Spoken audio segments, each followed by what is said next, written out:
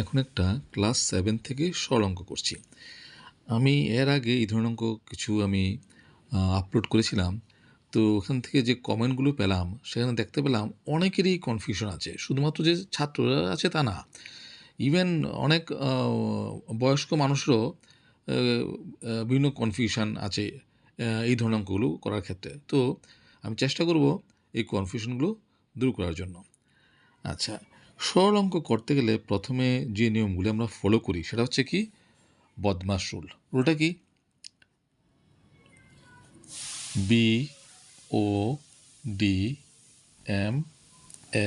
BODMAS, বদমাস।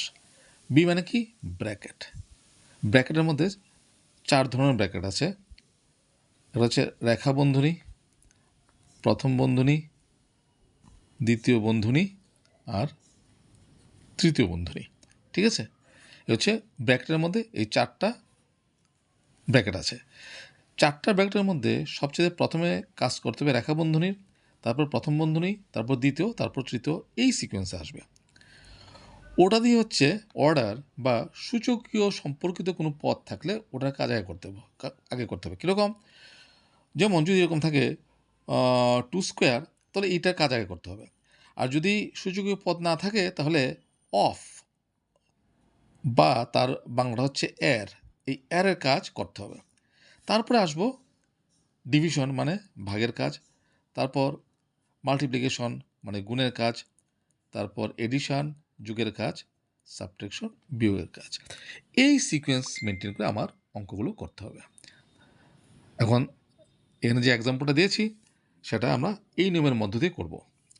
আচ্ছা দেখো, এখানে কিন্তু তৃতীয় বন্ধনী আছে, দ্বিতীয় বন্ধনী আছে, প্রথম বন্ধনী আছে, কিন্তু কোনো রেখা বন্ধনী নেই। না থাকলে নেই, তাহলে রেখা বন্ধনী বাদ দিয়ে আমার কাজ করতে হবে কি?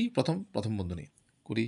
দেখো, -3 + 2, তৃতীয় বন্ধনী, 2 মাইনাস দ্বিতীয় বন্ধনী, -5 মাইনাস, এই যে এই কাজটা করব। প্রথম বন্ধনীর ভিতরে যে পদগুলো আছে সেগুলো নিয়ে কাজ করব। যেহেতু প্রথম বন্ধনীটা কাজ করছি, প্রথম বন্ধনী দিয়ে রাখি। 8 - 9 বিয়োগ করলে কত হবে? -1, এটা আমরা জানি। বাস, তারপর হচ্ছে দ্বিতীয় বন্ধনী, তৃতীয় বন্ধনী। দেখো, প্রথম বন্ধনীর কাজ কিন্তু এখনও শেষ হয়নি, সেই জন্য প্রথম বন্ধনী রেখেছি। যখন প্রথম বন্ধনীটা উঠিয়ে দেবো তখন প্রথম বন্ধনীর কাজ শেষ হয়ে যাবে, তাহলে অঙ্কটা ভুল হবে না। এর ইচ্ছে করলে আমরা এক লাইনও করতে পারি, হ্যাঁ, তোমার মাইনাসে মাইনাসে প্লাস হবে, কিন্তু যাদের একটু বুঝতে অসুবিধা হয় তাদের জন্যই আমি একটা লাইন বেশি করে করছি, এতে কোনো অসুবিধা নেই। -3 + 2 ইন্টু তৃতীয় বন্ধনী 2 মাইনাস দ্বিতীয় বন্ধনী -5। এখন আমি প্রথম বন্ধনী তুলব, তার বাইরে আছে মাইনাস, ভিতরে মাইনাস, মাঝখানে কিছু মানে ইন্টু, তাহলে মাইনাসে মাইনাসে প্লাস, 1 1 1, বাস। এখন প্রথম বন্ধনীর কাজ কিন্তু শেষ হয়ে গেল, এখন আর প্রথম বন্ধনী লিখব না।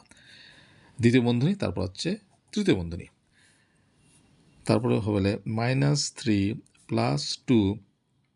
আচ্ছা, তাহলে প্রথম বন্ধনীর কাজ শেষ হয়ে গেছে। এখন কার কাজ করব? দ্বিতীয় বন্ধনী। তাহলে তৃতীয় বন্ধনী যেমন আছে এমন থাক, 2 মাইনাস, এই যে দ্বিতীয় বন্ধনীর কাজ করব। তাহলে দ্বিতীয় বন্ধনীর চিহ্নটা দিলাম, -5 + 1 বিয়োগ করলে হচ্ছে কত? -4। এখনও কিন্তু দ্বিতীয় বন্ধনীর কাজ শেষ হয়নি, কাজেই দ্বিতীয় বন্ধনীটা আমি রেখে দিলাম। তারপর হচ্ছে তৃতীয় বন্ধনী, = -3 + 2, তৃতীয় বন্ধনী। এখন আমার দ্বিতীয় বন্ধনীর কাজ শেষ হবে, তাহলে মাইনাসে মাইনাসে +4, দ্বিতীয় বন্ধনী আর লিখবো না, ঠিক আছে? কাজ শেষ হয়ে গেছে। তাহলে দ্বিতীয় বন্ধনীর কাজ শেষ হয়ে গেছে, এখন লিখবো কার কাজ করব? তৃতীয় বন্ধনী। তাহলে তৃতীয় বন্ধনী করছি, -3 + 2 ইন্টু, এটার মাঝখানে কোনো চিহ্ন নেই মানে কত? ইন্টু, তুমি দিতে পারো, কোনো অসুবিধা নেই। তাহলে 4 আর 2 যোগ করলে কত হবে? 6। এখন দেখো, এখানে মাইনাস আছে, প্লাস আছে, ইন্টু আছে। তাহলে আমার যদি বদমাশ রুলটা ফলো করতে হয় তাহলে কিন্তু এখানে দেখো ভাগ নেই, ঠিক আছে? ভাগ নেই, না থাক, তাহলে ভাগটা ডিঙিয়ে যাব। তাহলে তারপরে কী কাজ করতে হবে? মানে মাল্টিপ্লিকেশন, গুণের কাজ করব। -3 + 6 দুগুণে 12, গুণের কাজ শেষ হয়ে গেল। এখন প্লাস আর মাইনাস আছে, ঠিক আছে? একটা ঋণাত্মক সংখ্যা, একটা ধনাত্মক সংখ্যা, তাহলে বিয়োগ করব। তাহলে বিয়োগ করলে কত হবে,